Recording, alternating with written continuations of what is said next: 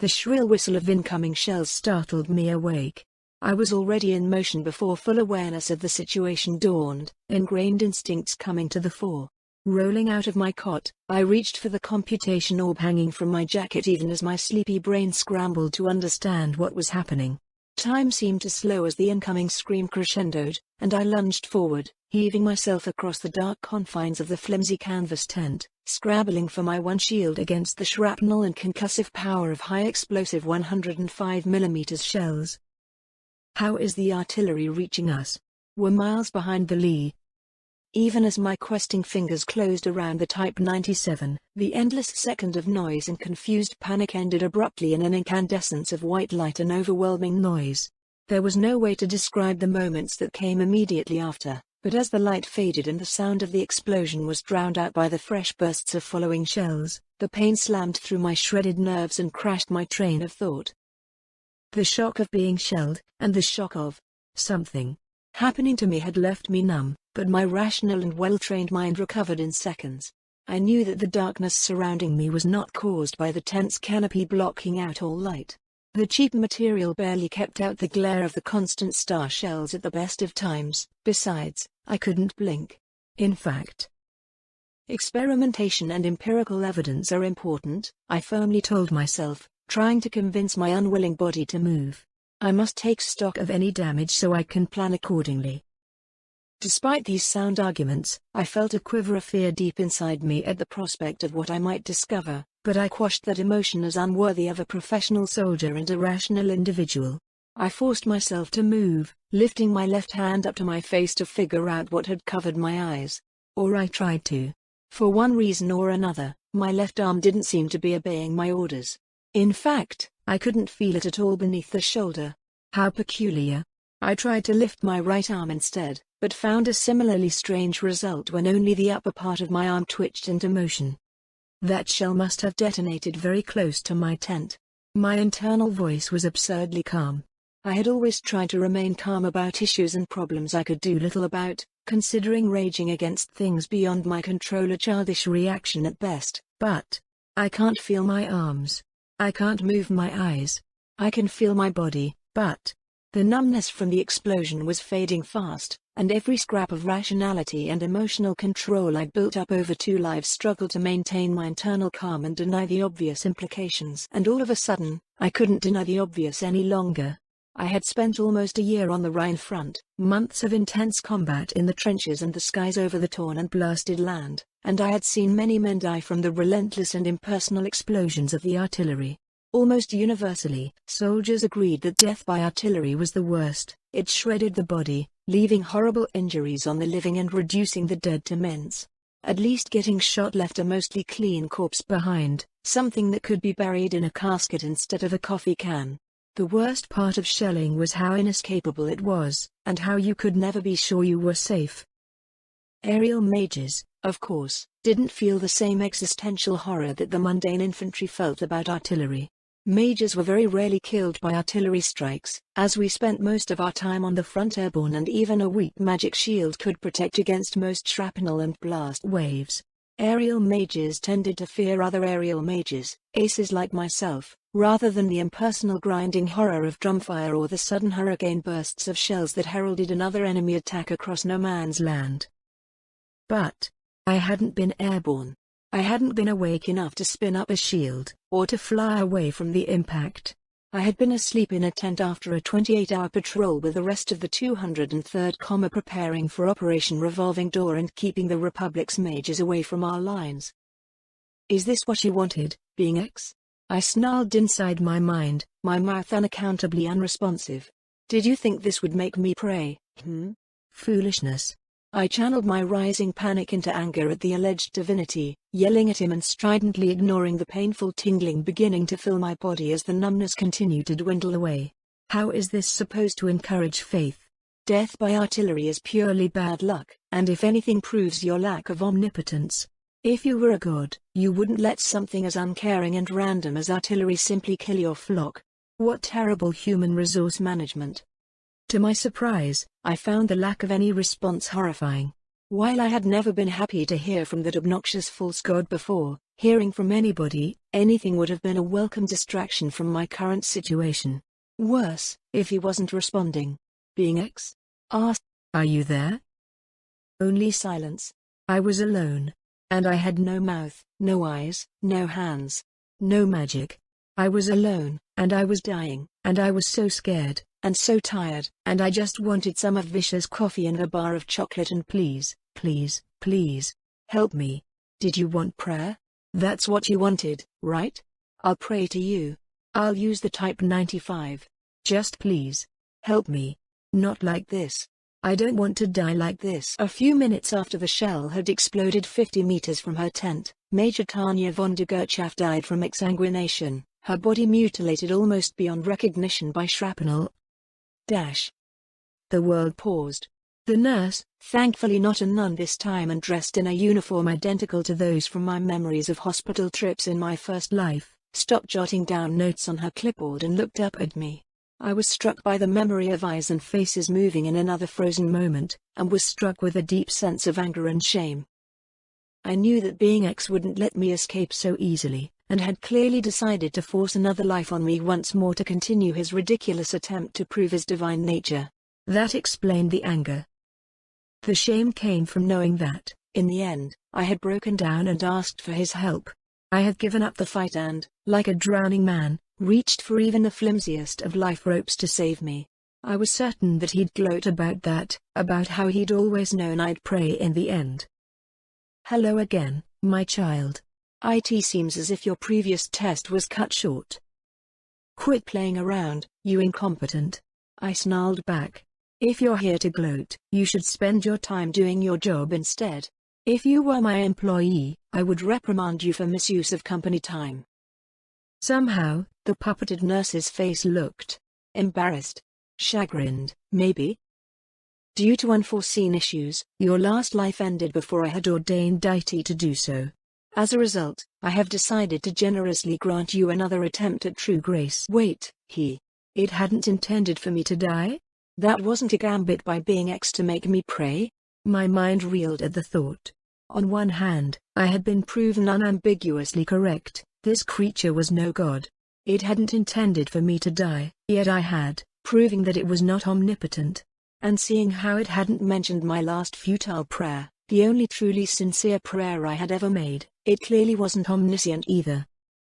On the other hand, it meant that the only time I had sincerely prayed, nobody had heard it, and this new life wasn't the result of any faith or such nonsense, but the pure pettiness of a bully who couldn't stand to let his victim escape, even through death. Oh, spare me your lies, you and I both know you're no god. That artillery shell was more a god than you are, and did a far better job inspiring faith than any amount of petty bureaucrats ever will. Your continued lack of faith saddens me, but your admission of any degree of faith gives me hope for the salvation of your soul. I shall give you another life of war and struggle, that you might come to know me once and for all. Go forth and preach my evangel. And just like that, time resumed. The false god vanished, the nurse returned to her notations, and free of any social expectation or need for emotional constraint, my new body screamed its wrath at this latest injustice until I was gagged with a bottle of formula. Another life. Years as an infant, learning to walk and talk again. And then puberty. I'd barely started it last time around, damn the lack of nutrition in Imperial Army rations. Damn you, being X. I hope this whole affair stands as a black mark upon whatever record your supervisors maintain. And so, my third life began.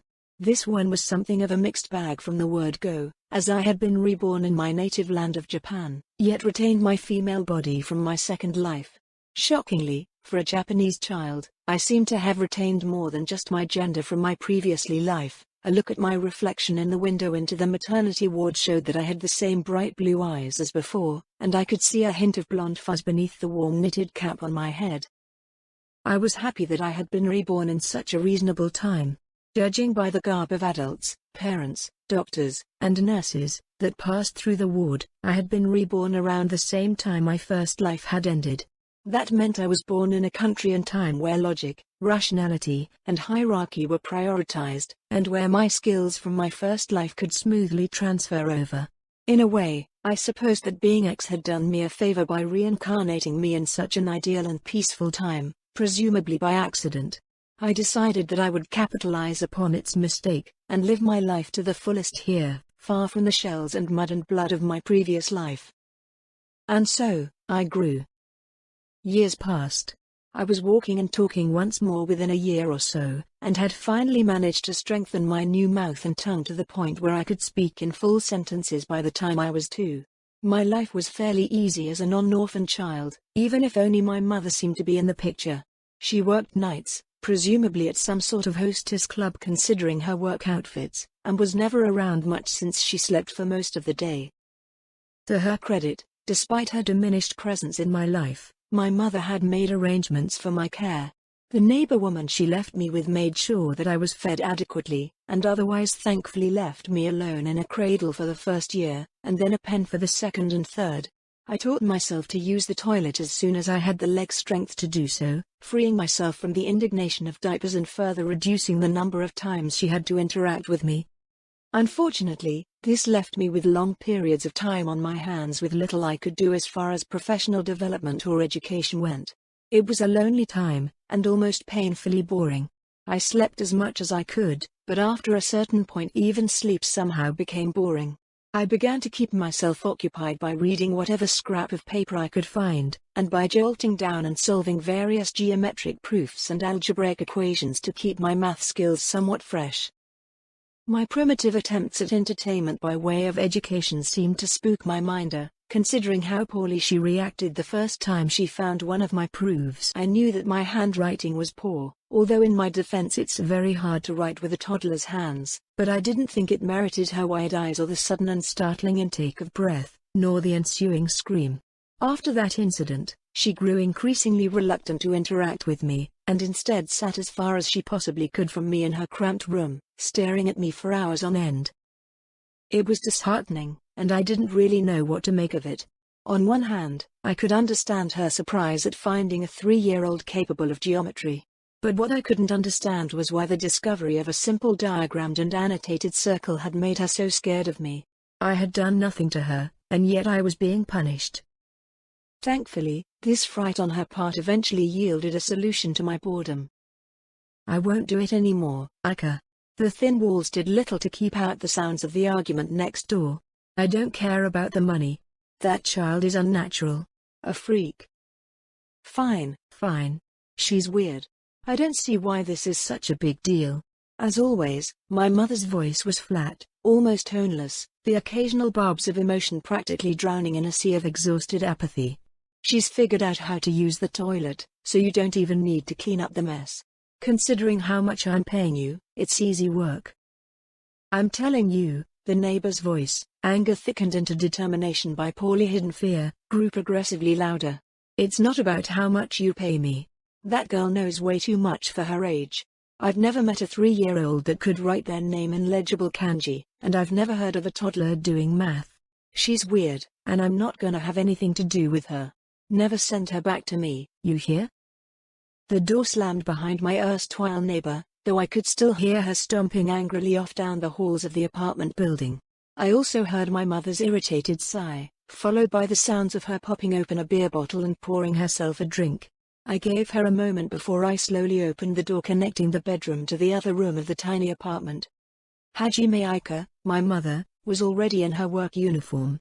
Typically, she got home from work at around 4 or 5 in the morning, fed me breakfast at 7 before dropping me off at the neighbor's, and slept until 3 in the afternoon. I'd return to the apartment at 4, usually just in time to say goodbye to her before she headed off to her job. I rarely got to see her after she woke up and before she was out the door. She wasn't unattractive, but sitting still on a cushion, glass in hand and eyes fixed on the blank wall across from her, she looked far older than her 19 years. "Guess I'm gonna have to do something else with you, huh?" My mother wasn't unaware of her surroundings, despite her 1,000-yard stare. I suppose that it was important to maintain situational awareness in her line of work. "The old bitch isn't going to take you back again. Why'd you have to scare her like that anyway, huh?" "Sorry, Mum." I padded across the old tatami, my nose long since inured to the smell of stale straw that should have been changed out months ago. "I was bored." Didn't mean to. Even that short statement was surprisingly tiring to enunciate. My mouth was still developing, and it was hard to shape the words correctly. Yeah, I know. She finished her beer in a long pull, and then eyed the small and noisy refrigerator that stood in a small corner kitchenette for a moment before regretfully shaking her head. What the hell am I gonna do with you? Money's tight. You creeped out the cheapest babysitter on the block, and I can't just leave you here. Why? I strained and pulled, and finally forced the ring tab up on the tuna can I'd retrieved from the pantry. I can feed myself. It was infuriating how difficult it was to pull open the lid of the can. I heaved and tugged at it, and finally the lid began to separate from the tin. Oh, come on, give it here. My mother's perfume surrounded me as she reached down for the can. I jumped slightly. I'd been so focused on opening dinner that I hadn't heard her getting up from her cushion. I relinquished the can to her adult hands, and she opened the can with ease before handing it back. Ugh, that shit stinks. Hope none of that smell gets on me. She returned to her cushion, shaking her head with exasperation. And no, I can't just leave you here. What the hell do you think would happen to me if anybody realized I just left you here, huh? I'd go straight to jail. No. She sucked at her teeth, before she slumped back against the wall. No, I'm gonna have to see if I can get you into school. School? I'd never had children, nor had I been interested in the topic of childcare, but 3 seemed a bit early for school. School? My mother repeated firmly. I don't have much of a choice. Besides, if you're bored enough to be freaking out the neighbors, maybe you'll actually enjoy it. She closed her eyes, and her already toneless voice turned outright melancholic. Just a pity about my savings, but... well, I guess that's what they're there for. Not that there's much. Guess I'll just have to work harder. And start expanding my menu. My mother trailed off, mumbling as she rubbed at her forearms. I didn't ask about the last thing she'd said. I didn't think I'd want to hear any of the details. I just thought about the prospect of school. Admittedly, I would just be enrolled in kindergarten, presumably, or some other young program, and I'd be younger than everyone else present, but... it would be something. Just something to do, to keep busy with, the first step towards a better life. I looked back at my mother, before looking back down at my tuna. Previous lives or not, it was always hard for a child to see their mother cry, especially since I was fully aware that I would be the beneficiary of all of her hard work. I would have to do my best to repay that debt someday. Once the neighbor refused to look after me despite an offer of higher pay, my mother made alternative arrangements and managed to enroll me in kindergarten earlier than normal. Finally, I was given something to do with myself other than scribble on loose envelopes and the like. The program she enrolled me in was highly structured, with all activities geared towards admittance into a private elementary school. While this would undeniably tax my mother's income, I made sure to focus on my studies, hoping I could do well enough to earn some form of scholarship for admittance. Failing that, if I had to attend public school, perhaps good exam scores could earn me advanced placement or whatnot. This would be my first path on the road to success, so I couldn't do anything but my best. It was just as well that I had my studies to focus on. There was no point in interacting with my peers, and my teachers all refused to interact with me as well. I'd have thought that they'd be happy about having a charge that they didn't need to clean up after, and who wouldn't bother them for a story or a snack, but by the end of my first week their eyes looked the same as my erstwhile babysitters had. Fortunately, the teachers decided to continue to accept my mother's money, and so I continued to do my best to excel. And in the end, my best proved good enough. I somehow managed to be awarded a full tuition scholarship to an elementary school at age 4, which clearly must have been desperate to increase enrollment if they were willing to hand out free rides to kindergarteners. My mother was deeply relieved by the news, as it certainly meant that she could save more money from her hostess job. Hopefully this would go into continuing to pay our rent and bills, and she would be relieved enough to stop spending so much of her income on cheap beer and terrible steak. My first year of elementary school went tolerably well. Math and Japanese were, of course, no issue for me, and I was even able to impress a foreign language instructor with my rusty English. History class was a bit more interesting, because while Japan's history was much as I remembered it until a certain point, there were a handful of references to peculiar differences.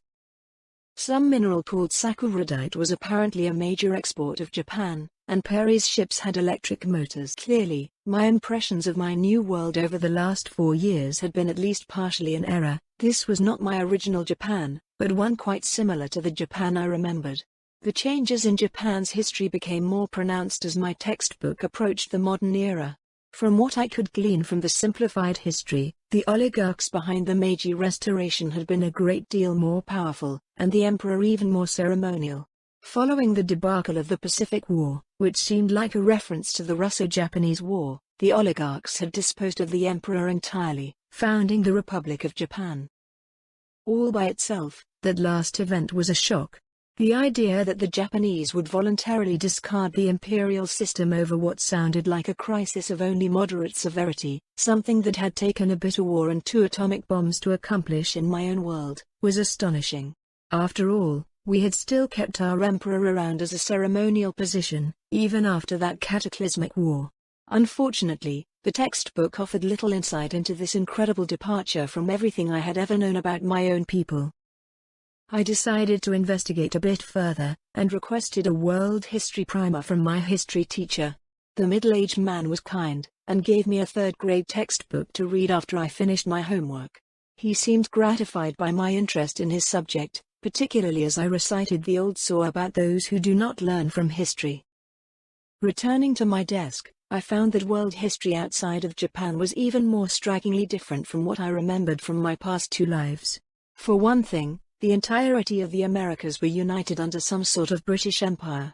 Given that the name of this superstate was the Holy Britannian Empire, I could only assume that was being X's favored player in this world's geopolitics.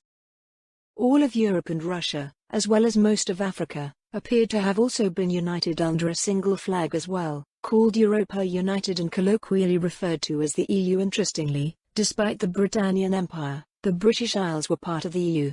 A 3rd superpower united most of mainland Asia, including China and India, and was known as the Chinese Federation. Apart from the 3 major players, apparently the fractious Middle East had somehow united into a federation of its own as well, with an independent kingdom of Zilkstan to its east, at the mouth of the Indus. Strangely enough, despite New Zealand being a province of Britannia, Australia seemed entirely independent and went almost entirely unmentioned throughout the textbook. It was as if the entire world had collectively decided to ignore the continent. Putting the nonsensical geopolitics of my new world behind me, I buried myself in my studies, doing my best to achieve academic success. It was just as well that I focused on my studies. My school life in the 1st grade was just as lonely as my time at kindergarten had been. My teachers clearly had just as little idea about what to do with me as my childhood minder, and kept their interactions with me minimal. On the other hand, I suppose that the other students needed more of their time, as I didn't need help to read or write or do basic arithmetic. I was polite with the teachers and dutifully followed every order I was given, and they gave me peace and quiet in exchange. This was a step up from my interactions with my fellow students.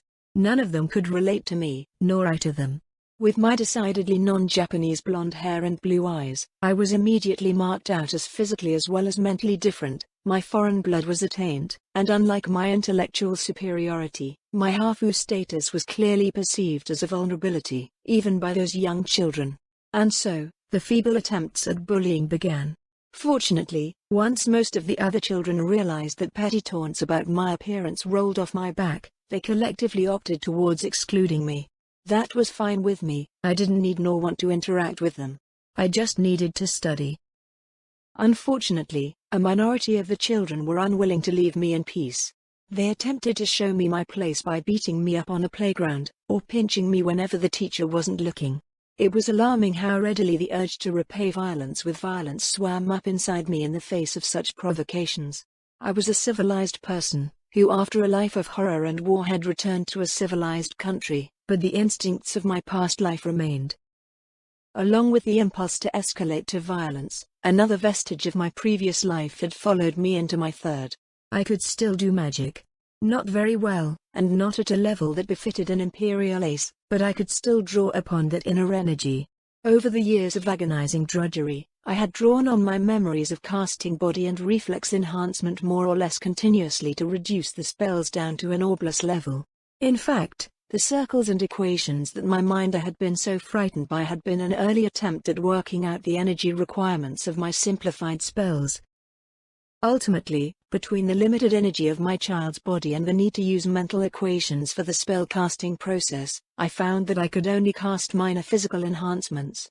Thankfully, those proved more than enough for dealing with the more aggressive children. I endured what had to be endured, including the hissing mockery for running to a teacher whenever possible and always telling on my bullies. It would have been easy to use the strength of my piddling enhancements to tear them limb from limb, but that wasn't who I was. I had been forced into a war, but I was peaceful and law-abiding at heart. These incidents didn't pass without notice. Both the teachers and the fellow students were well aware of the scuffles. Fortunately, as I was a small girl 2 years younger than my assailants, I was never blamed for any of these altercations, and my record remained free of any reprimands. After a while, even the would-be bullies left me alone. Of course, that didn't mean that my life was carefree by any definition of the word. Another year, huh? It was May 3rd, the first day of the school year. I'd woken at 6, the same time I always did, and to my surprise found my mother absent from our tiny apartment.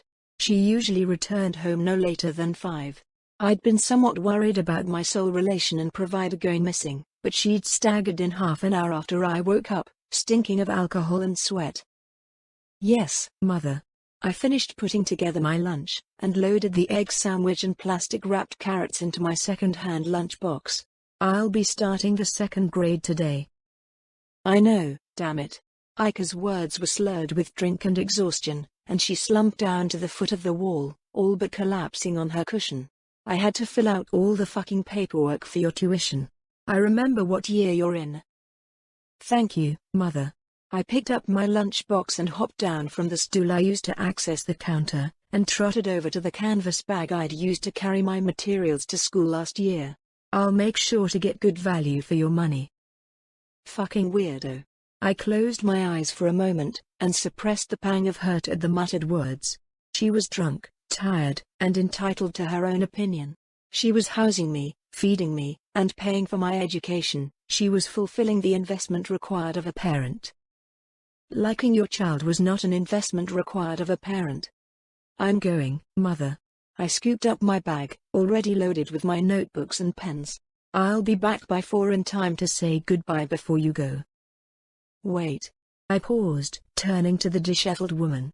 For once, her eyes were fixed on me, and there was an emotion in her eyes instead of the typical exhausted blankness. Was that guilt? Before you go. Well, I know I didn't get you anything for your birthday. I nodded, keeping quiet. I hadn't expected anything much, certainly not a gift. It had been surprising how much it had stung when she hadn't even wished me a happy birthday, though. I'd told myself sternly that it hadn't mattered. She was always working, and earned enough to keep a roof over our heads and food in our bellies. While she did drink heavily and constantly, she'd never drunken our rent, and I couldn't begrudge her foibles when I wasn't contributing. I was surprised by how angry and hurt I still felt now, a month and a half after that forgotten birthday. I'm sorry, Aika muttered, looking away from me. I didn't forget, I promise. I just didn't have enough to get you anything. It's okay, Mother, I sighed, slinging the bag over my shoulder. It was far from the first time in my many lives that a drunkard felt the need to unburden themselves of some transgression while in their cups. Apologies came easy in that state, and consequently were cheap. I know you're working hard. I started towards the door again. Wait, I'm not done. I paused, one foot raised, before turning back to my mother. I didn't have enough then. But I got a generous client last night, and he paid extra, so. I suddenly noticed that she had a large square box next to her. And I knew it was your first day of school. Her voice thickened. First day of 2nd grade. And you only turned 5 back in March. She snorted, clearing her nose as she furiously scrubbed at her eyes with the back of her hand. Just take the damned thing. I'm going to bed. The door to our bedroom slammed closed behind her, and I carefully tuned out the sounds of blubbering as I approached the box. In the dim light of the apartment, I couldn't read the writing printed on the surface. Reasoning that my mother likely wouldn't hurt me via some sort of elaborate trap box, I shrugged and opened my present. I don't know what I had expected, but it certainly hadn't been this. The red leather of a traditional randosseru gleamed under the dying fluorescent bulb and the early morning sunlight seeping in through the window. I could tell immediately that it was a good quality backpack made of genuine leather. Carefully, I hefted it out of its box. It was almost, but not quite, too big for me. Hopefully I'd grow into it. It had almost certainly cost the same as a month's rent for our apartment, if not more. I don't understand. Is this a late birthday gift? A reward for early admittance into school? A sign of investment in my life and studies? What's the message here? Is she encouraging me to provide a return on her investment? I know she cares about me, at least to the required extent, but this isn't part of that. While I tried to puzzle out the message my mother was sending, I wasted no time repacking my school materials into the interior pockets of my new backpack. I didn't know what it meant, but I knew that it would make me look more studious and beautiful in the eyes of my teachers, and I'd have a material status symbol in the eyes of my peers. I just hoped my mother would have enough to pay for our rent at the end of the month. Thank you, Mother. I bowed to the closed bedroom door, before I left for my first day of second grade. Petty schoolyard squabbles and family finances aside, another source of anxiety had begun to intrude upon my life. Every day on my walk home, I passed a convenience store that had a television tuned to the NHK News channel. Each day, the news reported increased aggression by the Britannians across the world. As 2008 ATB drew to a close, the Britannians began an invasion in Indochina, nominally part of the Chinese Federation. While Japan was not directly targeted, the Britannian Empire had begun to assert heavy economic pressure on Japan, despite the government's statements of protest. Knowing being X, and having experienced firsthand the march to war back in the Empire in my previous life, I was certain that things would go from bad to worse. This concern fueled my resolve to succeed as a student. After all, if I was a diligent student, the likelihood of being put on some sort of labor-rota or last-ditch militia in the worst-case scenario would naturally decrease. After slowly compiling a picture about the current political situation from scraps of news and gossip, I decided to approach my mother and ask what her opinions were.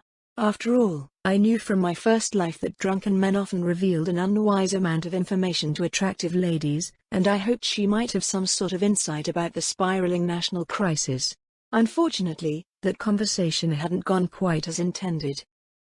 You wanna know about Britannians? I could immediately tell by the way my mother's normally monotone voice curdled to a growl on the last word that this wouldn't be a particularly calm conversation. So you wanna know about Britannians, huh? Yes, I replied. You see, I'll tell you about fucking Britannians. The rest of the beer disappeared down my mother's throat, and her hard eyes turned on me. It was distinctly alarming to see her this way, especially because that beer had been her first of the day. She wasn't even drunk, and she was already visibly angry. Your fucking father gave me all that I needed to fucking know about goddamn Britannians. My father? I hadn't really wondered about my father in this life. He had obviously been foreign, considering my hair and eyes, but between his physical absence and my mother's apparent unwillingness to mention him, I had considered him irrelevant. Yes, your father, that piece of shit. Hajime Aika all but snarled the curse. First that motherfucker fucking haggled down the price, and then he told me, he promised me, that he had a vasectomy. Fucking never trust sailors, Tanya, they're all liars like your father. He was a sailor? I replied cautiously, eyeing the exits to the room in case I needed to make a break for it. My mother only seemed to be getting more angry with every passing sentence. Yeah, a fucking merchant sailor off some shipping boat. Not even a fucking Navy sailor, just a fucking sea trucker, she spat with distaste. I told him it didn't matter if he'd gotten snipped or not, we were still using a condom, and he said not to worry, because he had won. Her face had gotten alarmingly blotchy with anger. I began to seriously worry that she might pop a vessel. The damn thing was fucking ancient. It was probably older than me at the time. And it tore while he was in me, but I didn't even fucking notice until he. She spat again, and glared first at me, and then at her surroundings. Never fucking trust a Britannian, Tanya. They'll fuck you over and demand you thank them for the privilege. They're all bastards to the core, narcissists, dickish bastards. They're evil to the bone. A race of bastards. They'll fuck us all over, just like your father fucked me. For a moment, her gaze landed on me again, and I considered making a break for the door. Her eyes were bleak and angry, and I didn't know if my minor enhancements would be enough to hold her off if she came for me.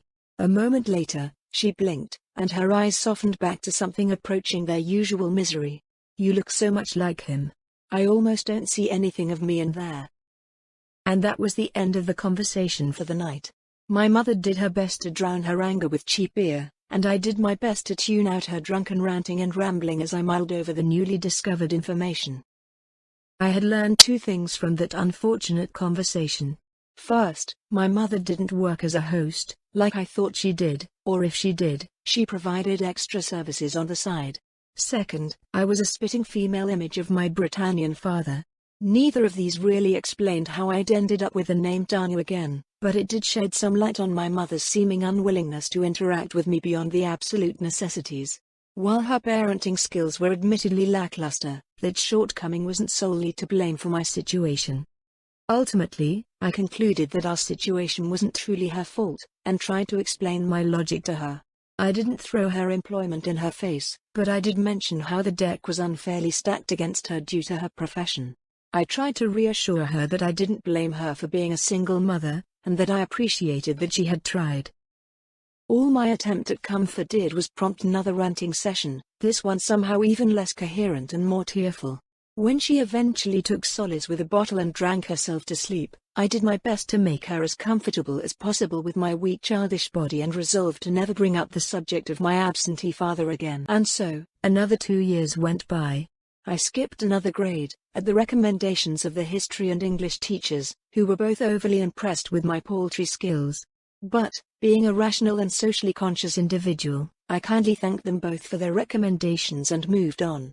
I enrolled as a 4th grader at age 6, and continued to study diligently knowing that in a mere 2 years I would have to be ready for middle school entrance exams. The inevitable war, when it finally came, was 3 days of confusion and horror followed by a month of collective chaos and pain. The Britannians had finally come after years of obvious build-up, and the Japanese government and military had proven woefully underprepared. From my point of view, the war had come on very suddenly. One day I had been going to school, the next cruise missiles were streaking in from the sea and smashing into Tokyo, indiscriminately destroying civilian structures and hammering the city. I had been preparing for another day at school, and my mother had just collapsed into bed after coming home late from another night of hard work. We were very fortunate to both be at home, and doubly fortunate that my mother had made a grocery run only the day before. The battle for Tokyo had lasted only a few hours. I'd watched from the window of our apartment as pillars of smoke rose all over the city, and as the major structures visible on the skyline buckled under explosive impact. I'd watched from the same window as squads of soldiers, wearing black body armor and helmets over gray uniforms, advanced rapidly up the street, completely uncontested. I'd watched, and seen the bizarre nightmare frames, the newest toy of the Britannian military, for the first time as a squad of 4 rolled down the arterial road, oversized assault rifles slung at the ready as they skated along the buckling asphalt. They looked absurd, but I supposed I couldn't be overly critical. After all, I'd been a magical girl in my past life. They still looked needlessly clunky and vulnerable to my trained eyes.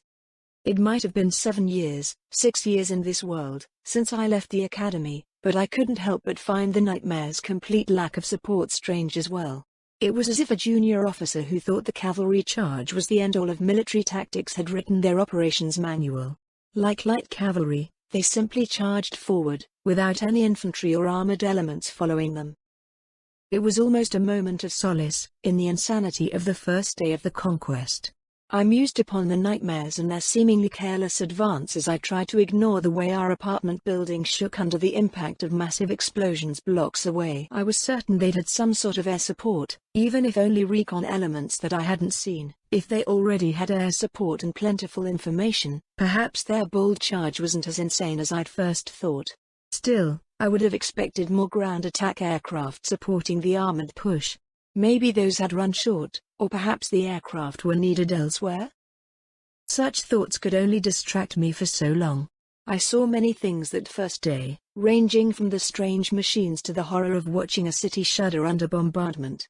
What I didn't see was any resistance.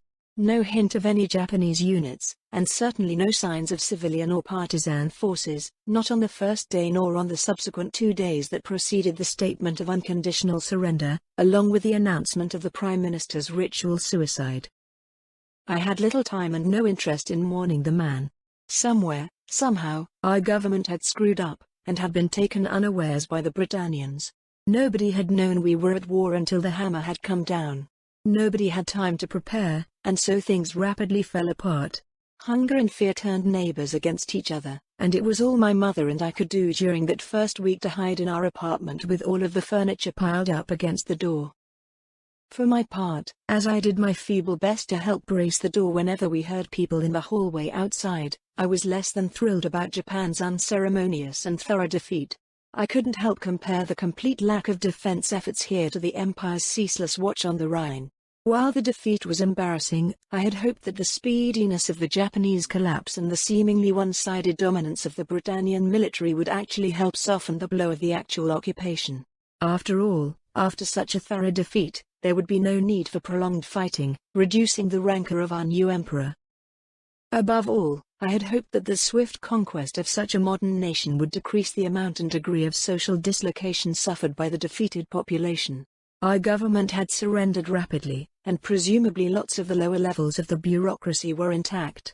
That would mean that plenty of people with local knowledge would be around to help build a new government that would have some sympathy to the locals, even as it served the Britannians.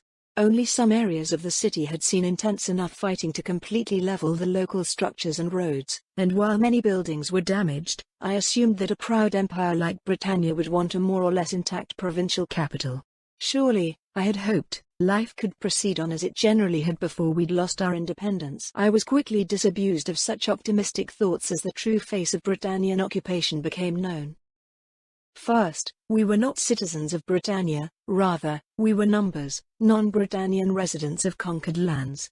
As numbers, we had no political rights and few social rights, and apparently Britannia did not recognize any concept of universal human rights either.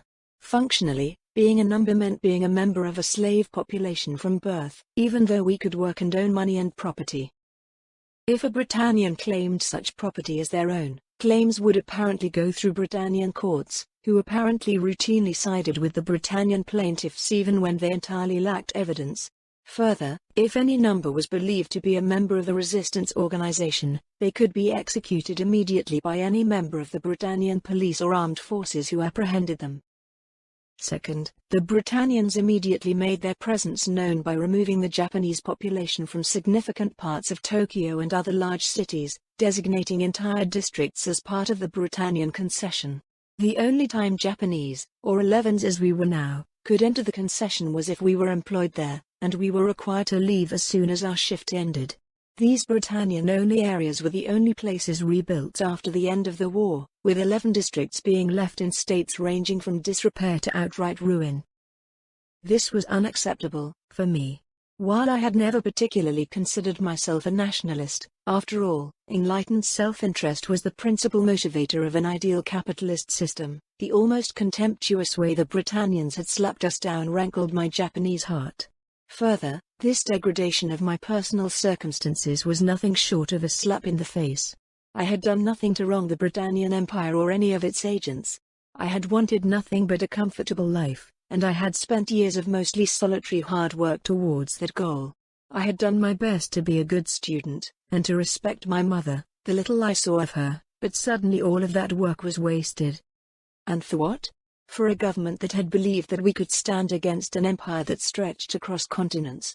For an empire that was so hungry for land and resources that they couldn't simply assert diplomatic pressure for favorable treaties, but had to wrest anything they wanted away by brute force? Going from a tolerable position as a precocious student working her way up the social and educational ladder into respectability to a position as a second-class citizen in my own homeland severely hurt my belief in the system. Both my previous lives had taught me that, given hard work and time, any sane society would let a dedicated individual climb the ladder to safe and comfortable respectability. Even the war-mad lunatics in my Second Life's government had given me a shiny medal and a promotion after I demonstrated my loyalty and utility for the Movin. But this time I hadn't been able to do anything to either help my countrymen or help the invaders. I was a non-entity, a powerless child who at worst was just another piece of collateral damage waiting to happen.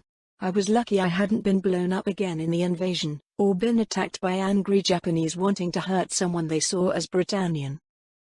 Matters failed to improve for either myself or Tokyo. The Britannian concessions seemed to grow daily, and soon my district was designated as Britannian only.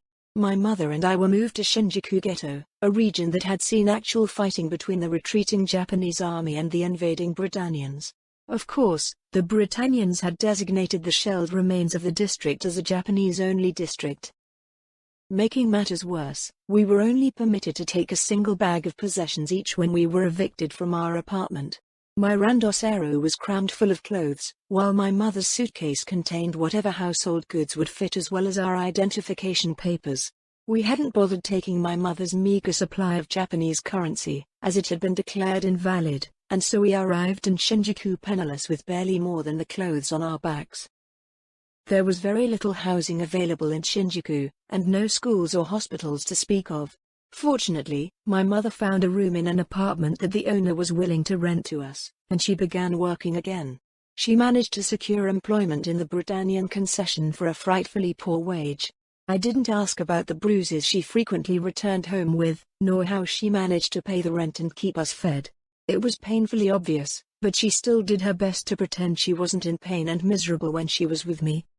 For my part, as formal education was no longer an option, I entered the workforce as well. I found work with a neighborhood association, joining other local evacuees in removing the rubble that choked the street. The work was hard, especially for my 6-year-old frame, but the minor strength enhancement I could reliably cast made it barely doable.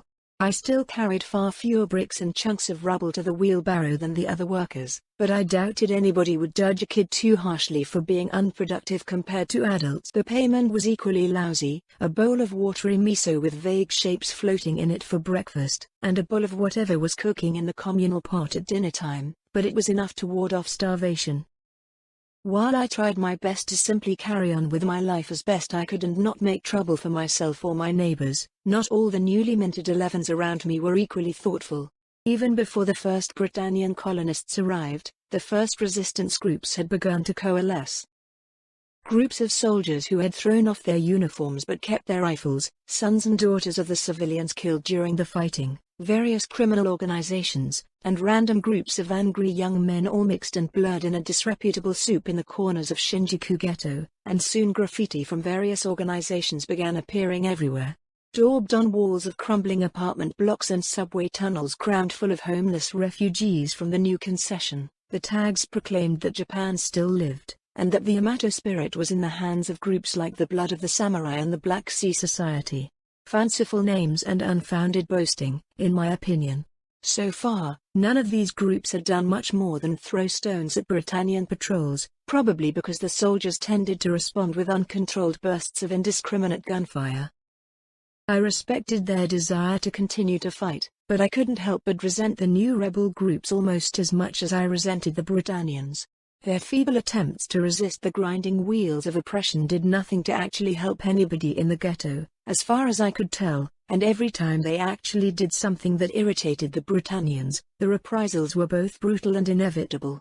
I'd read about the Irish Troubles as a child, back in my first life during contemporary history classes, but my years in the Shinjuku Ghetto showed that even the most iron-handed of the British had been as respectful of the laws of war as I had ever been, compared to the conduct of the Britannians.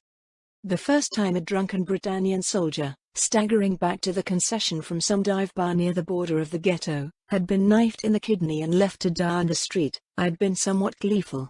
The surge of knowing that the Japanese had gotten some of their own back was intoxicating, and reminded me of the pleasure of raining artillery spells down on Entente fortifications.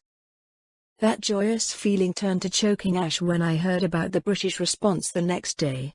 100 random 11s had been grabbed off the streets, lined up against the wall, and unceremoniously shot. One didn't need my mastery of signaling theory to understand the message the Britannians were sending. The price of a single Britannian life was 111 lives. My enthusiasm for the resistance dimmed after that particular incident, and I resolved to keep my head down as best I could. And so, time ground on. I continued to haul rubble for my daily meals as my mother continued to work at night. While we eventually got the streets mostly cleared of rubble and debris, the overcrowded tenements of Shinjuku continued to fall apart, even as the incredibly gaudy architecture of the new Britannian concession rose ever higher, dominating the skyline with spires and towers, all built upon the conquered ruins of Tokyo. The never-ending construction of the concession, as well as the numerous suburban housing projects for Britannian families and the construction of manors for the nobles who had come to live and administer Area 11, had the side benefit of pumping some Britannian money into the Japanese sector, and gradually conditions improved. While outright starvation remained a grim and constant presence, the daily toll dwindled. Jobs other than street cleaning began to open up. It did my heart proud to see the flower of the free market beginning to spring anew from the cracked cement of Shinjuku. Of course, the free market was no longer constrained to respectable public actors. The policing of the slum had degenerated as the Britannians grew more confident, and by the end of the first year after the conquest the only times armed incursions of Britannian police intruded into Shinjuku were when one resistance group or another did something to aggravate the Britannians. Whenever resistance did flare up, APCs full of soldiers backed by night police, demilitarized nightmare frames armed with non-lethal weapons, would storm whatever building or tunnel had been identified as a rebel hideout. They'd drag away anybody who wasn't killed in the course of these stormings, and sometimes the lucky ones would even return to the ghetto. The unlucky either disappeared entirely, or ended up on one of the chain gangs building the new maglev high-speed rail for the Britannians. Admittedly, this was a large step up from the mass executions of the first year after the conquest, but it was still collective punishment. And by no means did the acts of collective punishment end with mass incarceration, enslavement, or speedy extrajudicial execution. At some point, the Britannians decided that as long as pillars of Japanese culture continued to exist, so would the wildcat resistance groups. The solution to this apparent problem was as sadly predictable as anything else Britannian, a maximum of force, with a complete disregard for anything but dominance and violation. Just like my mother had said, temples and shrines were burnt, libraries and museums gutted, and any fragment of Japan's rich architectural history that had escaped the initial violence or the subsequent reshaping of Tokyo was demolished. In the ghetto, Britannian disinterest opened a wide power vacuum, which was rapidly filled by armed street gangs of varying degrees of sophistication. Drug use and alcoholism skyrocketed, and any feeble business the Britannians allowed to grow in the slums was inevitably crushed under demands for protection money. Honestly, I had somewhat naively hoped that the omnipresent poverty of the ghetto would improve things, since nobody here had much left worth stealing. Unfortunately, my understanding of the criminal mind was clearly lacking. The gangs fought for whatever scraps fell from the Britannian table instead of trying to actually grow their capital through gainful employment, and whenever they weren't fighting each other they were stealing whatever little anybody unfortunate enough to be noticed had. Eventually, 5 years had passed since the humiliation of our one-day defeat. 5 years of constant work and scrounging, 5 years of hunger and pain and all too frequent death. In some areas of occupied Japan, things had begun to improve, or at least so went the rumors passed up and down the grapevine. The Britannians had finally reopened schools for 11s, and had begun to institute some public health measures after a nasty cholera outbreak in Osaka. As always, these alleged improvements came with hearty drawbacks and a callous disregard for our well-being. The schools mostly focused on pushing Britannian propaganda, and cared very little for any pretense of education. I had taken the opportunity to enroll as soon as the doors opened, and during my brief time in the Shinjuku School for 11s I learned much about the social Darwinism beloved by our Emperor, Charles Z. Britannia, and more about the glories of the Britannian Empire, but very little of any real importance or use. For the first time, however, my mixed heritage broke my way, at least for a while. The Britannian instructors had been very surprised and apparently quite confused at finding a blue-eyed blonde with the name Hajime Tanya in their classes, but soon decided that my last name indicated I was 11, phenotype be damned, and thus just as worthy of their scorn and derision as the rest of their students. At first, I had tried to stick to my guns and kept soldiering along on the path to a safe desk job, swallowing all the propaganda from my teachers and repeating it back, but my hopes were soon dashed once more.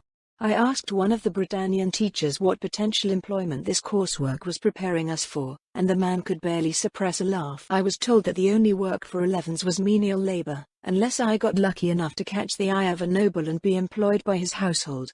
The way he phrased that option made me uncomfortable, and so I attempted to hurry up and ask about joining the army, only to be once more disappointed. Apparently, numbers weren't allowed to join the armed forces, lest we end up shooting ourselves in the foot, according to the instructor. As such, after only a month at the Shinjuku school, I left and returned to working with the local association. My move wasn't motivated solely by the lack of any real point to the education. I was also very hungry, and I couldn't afford to lose much more weight. The school administration hadn't even had the courtesy to provide students with a free lunch to help the propaganda go down. Even the nuns back at the orphanage had fed me in my previous life.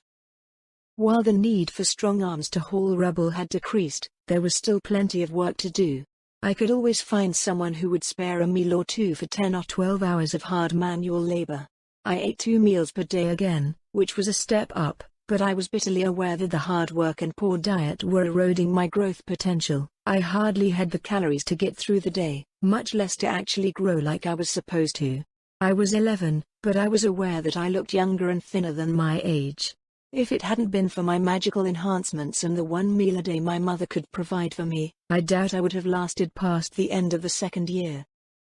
The Britannians didn't seem interested in employing all of the willing and hungry hands that filled Shinjuku in any capacity above day labor. Even more disheartening, it seemed like the closest thing to a cushy job I could ever hope for by playing by their rules was an appointment as a janitor, or if I got profoundly lucky, a lowly office menial. The Britannians, I decided, were even worse than the communists when it came to managing their human resources. It was probably a result of their hereditary political elite, who by and large were born into their power and approved of assassination as a method of succession. Merit and hard work didn't matter, only the right connections and the right blood. Worse than their lack of upwards mobility and reliance upon inheritance for political legitimacy, the Britannian system was deeply and profoundly racist. I looked just like them, but my surname and status as an 11 made me practically subhuman.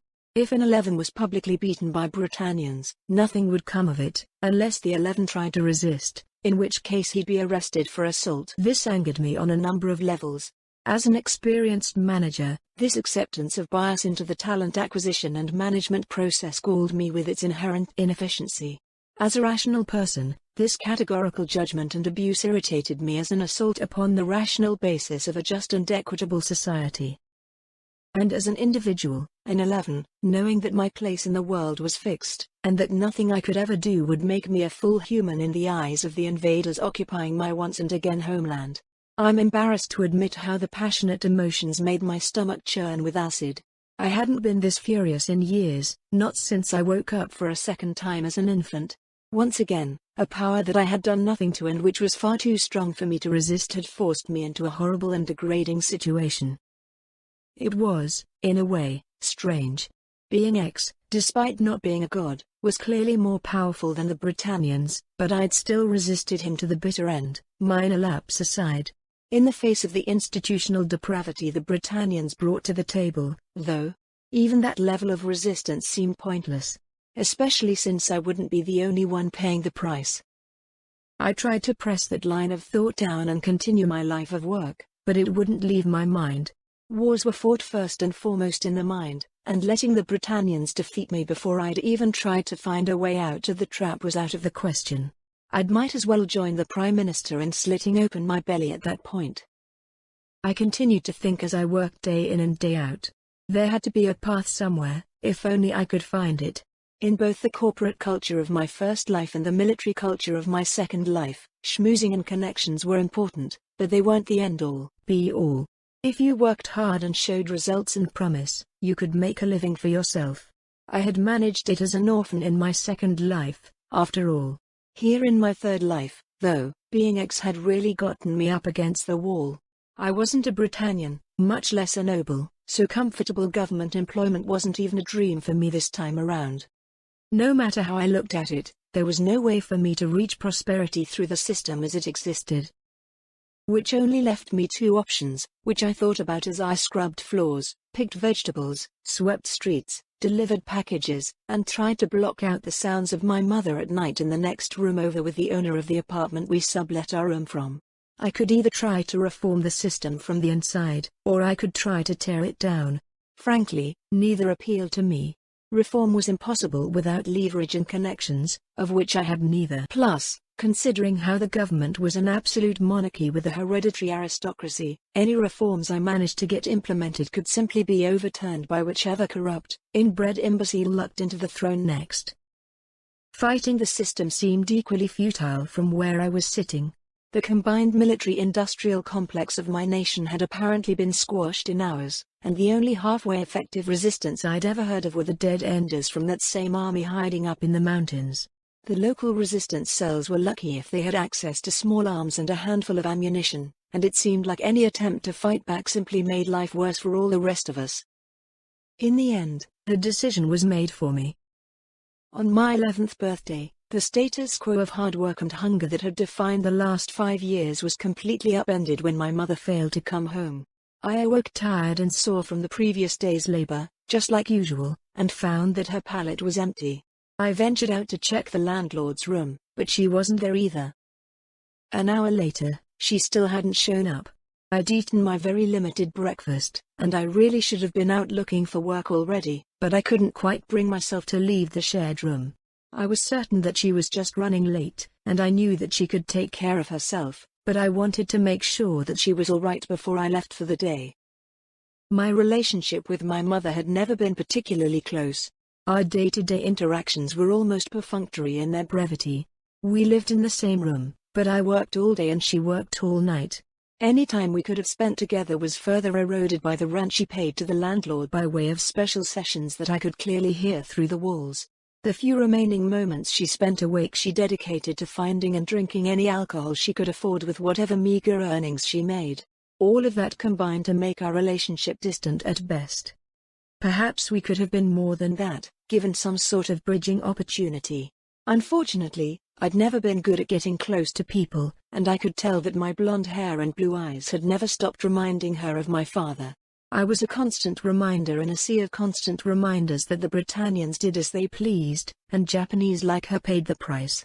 I think that, more than anything else, made it all but impossible for us to connect beyond a very basic level.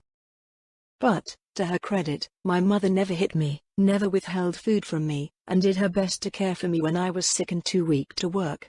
She never sold me, she never traded me for booze, and she never took out her impotent rage at Britannia on me. While that seems like a low bar to clear, far too many parents in Shinjuku had somehow slid under it.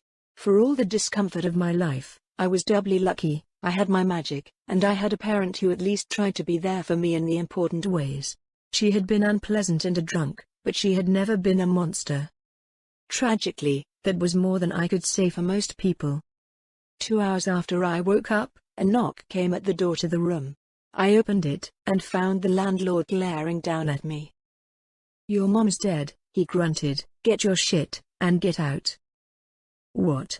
I blinked, the world swaying under my feet. "I'm sorry, wha?"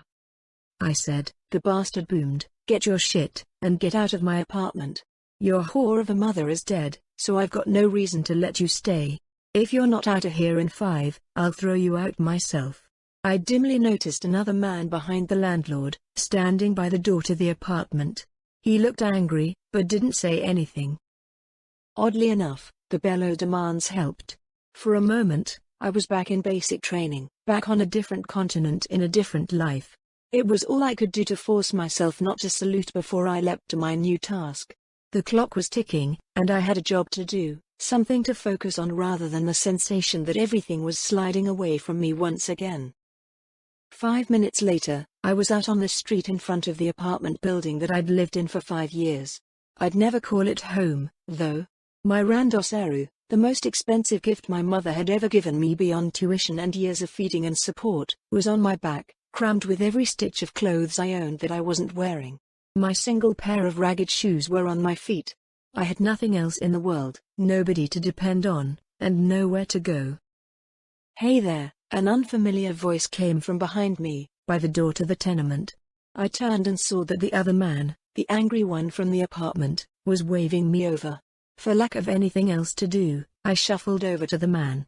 His hair was full of pomade. Clearly, he had resources, if not taste. "You're Hajime Aika's kid, right?" The man squatted down, lowering himself down so he could look me straight in the eye. "I'm Hajime Tanya," I confirmed. "Who are you?" "Kaname Ogi," the man replied, smiling sadly at me. "Wish I could say it's good to meet you. I'm sorry about your mum." I swallowed, crushing down the emotion that tried to choke my voice. I didn't have time to indulge in whatever it was I felt. "Do you know what happened to her?" Ogi paused for a long moment, clearly trying to figure out what he should say to a child. "Someone found your mother over on Yotsuya Street, by the checkpoint. You know, the one into the settlement?" I nodded. The areas around the checkpoints were densely populated with cheap bars and brothels, catering to the workers returning from the settlement with cash in hand, as well as the soldiers looking for cheap fun. "For what it's worth," Ogi began, trailing off for a moment. I could tell immediately that he was about to tell a lie. It looks like it was pretty clean. She probably didn't feel anything. "Do you know who did it?" I didn't bother asking about his lie. Either he'd deny lying, or he'd lie again. I was curious to see what he'd say in response to this question, though. Probably another lie. "No. Nobody saw anything." Ogi lied unconvincingly through his teeth. "But I'm sorry you had to find out like this." That much, at least, was true. "Thank you for bringing me word," I replied, ignoring the tightness in my throat and doing my best to be as polite and collected as our shared cultural heritage demanded. "I appreciate you taking time out of your day." "Don't worry about it," he replied automatically, before frowning slightly. "Asked, are you all right, Tanya?" "I don't know," I replied, entirely truthfully. "At the moment, I have other priorities. I was just evicted, after all. I need to find a roof over my head, and now that I'm alone, I will need to find work if I want to eat today." I looked up at the sun overhead. It was already almost noon. I don't know if anybody's still hiring this late in the day though. Ogi looked at me strangely for a moment. "Well, I can give you floor space for a few days, if you want. I don't have a bed to spare, but I can give you a blanket and a pillow." I eyed the man, carefully examining him for a moment. He didn't look like an obvious predator, not that such cursory observations meant anything in Shinjuku. At the very least, he didn't have any of the brightly colored scarves typically worn by gangsters wound around his upper arms, which was a promising step. "And it's not like I've got anywhere else to go." "Thank you very much for your hospitality, Mr. Kaname." I bowed to the man, doing my best to look appropriately grateful as my mind would. Now that my most immediate concern had been momentarily dealt with, my mind was free to wander back to my new unfortunate reality, and my ever-worsening lot in life. I didn't even have the energy to curse being X. Ogi chattered as we walked, effortlessly keeping the mostly one-sided conversation moving as we journeyed through Shinjuku. Apparently, he'd been a middle school math teacher before the conquest. "You're just about the age that my students were, back before all this," he pointed out. "I couldn't just leave you standing out by yourself." I mumbled a vague thank you, and did my best to just focus on walking. One step after another. No thoughts about how hungry I was or how weak I felt, no need to think about my mother or wonder about what exactly had happened to her, and no need to think about the old injury Ogi had inadvertently just picked at. I was going to take my middle school exam soon. I'd probably be ready to try for early admission to high school by now. Something about my expression made Ogi falter momentarily, before he rallied and continued to talk about nothing in particular. I don't really remember what he said, nor how I responded. I grew increasingly numb with every step. I silently followed the heavily coiffed former teacher to another rundown apartment block. This one looked to be in a slightly better state than my erstwhile home, but it was still falling apart, just like virtually everything else in Shinjuku. After we climbed 7 flights of urine-stinking stairs, Ogi opened the door to a dingy studio apartment, furnished with a small counter with a sink, a table and chairs, and 2 beds. I watched blankly as Ogi scurried around the room, laying out a spare blanket and a pillow on the floor. at the feet of one of the two beds occupying much of the single room. Some distant, analytical part of my mind could tell that he was trying to take care of me, to show me that he was safe. That information meant little to me at the moment. After Ogi showed me where I could stash my bag of clothes, I sank down to my knees on the blanket and stared off at the wall across from me. In the comparatively halcyon days before the invasion, my mother had spent much of her time at home doing the same thing, in a similar pose. An uncomfortable silence filled the room. I couldn't figure out anything to say to Ogi.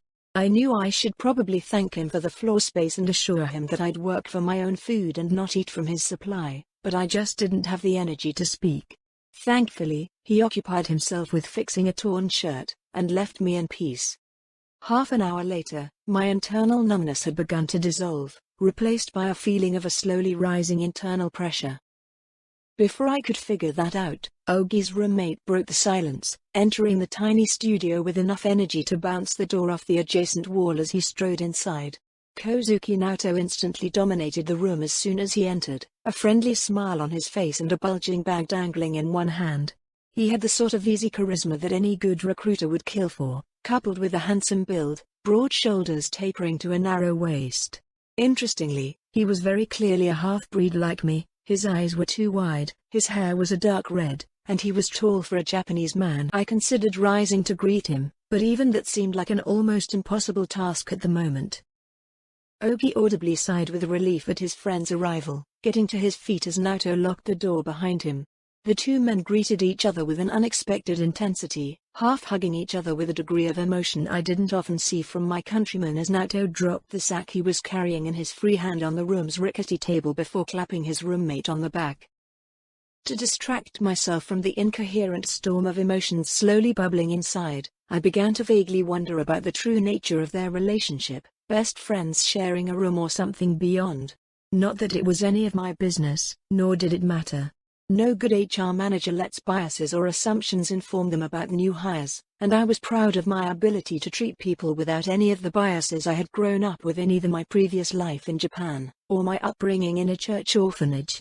That said, I did feel a bit more secure in my new housing arrangement if what I suspected was true. My thoughts about the possible nature of their relationship screeched to a sudden halt as the sack Naoto had dropped onto the table slowly tipped open. Through the open mouth of the burlap bag that had once contained potatoes, I could clearly make out very familiar roughened metal curves. Even from across the room, even with most of the bag's interior obscured, I recognized hand grenades when I saw them. The boys over in Kasumigaseki really outdid themselves this time. Naoto was exclaiming to Ogi, from the sounds of it, security's really lax over there. Jiro actually got hired as a janitor at a warehouse some noble rented out for his private security force. He said he just found a box full of the things, loaded his pockets with them, and walked right out. That's probably why he was selling them for so cheap. Ogi's breath escaped in a long, pained hiss as he stared at the incriminating munitions. He shot an awkward glance my way and sucked in through his teeth. My gut dropped into a pit. Before you go on. Ogi stepped back from Naoto, and gestured over towards me. Well, we've got a new guest, Naoto, meet Hajime Tanya. I felt my palms begin to sweat. I'd been wrong, so wrong. I hadn't needed to worry about traffickers or gangsters, and arguably either would have been preferable. At least the Britannians rarely bothered to kill either of those, and certainly not by the batch. Terrorists and rebels, on the other hand. Mother.